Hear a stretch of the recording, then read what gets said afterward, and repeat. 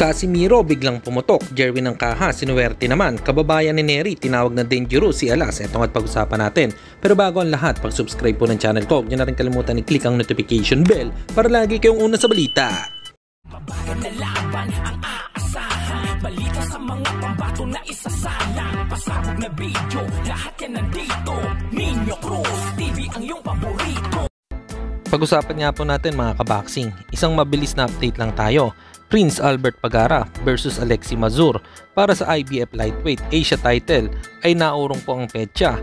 Gaganapin na ito sa September 12. Sa Kazakhstan pa din nga po ang venue. Samantalang sa tweet naman ni Dan Rafael sa posibleng bakbakan ni Jerwin ng Kahas at ni Takoma Inoue. Napabalita kasi na magiging undercard ito ni Inoue at ni Tapales. Sa naturang post nga po ni Dan Rafael ay magiging separate daw ito dahil mas maaga gaganapin ang laban ni Jerwin ng Kahas at ni Takuma Inoue. Ayon sa source, mga kaboxing, November 15 ang saktong araw ng world title fight ng dalawa at ang magiging sagupaan ng dalawa ay ipapalabas sa ESPN+. Magandang laban nga ito dahil title shot agad si Jerwin ng Kahas sa 118 pounds division. At sa kabilang balita naman tayo mga kaboxing.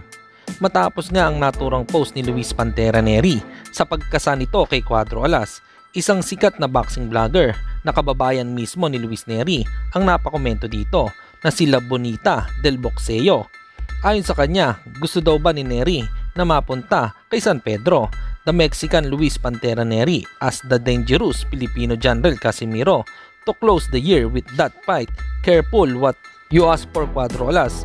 Bring 7 KO in his last 9 fight. Hanggang dito na lang muna ang ating balita.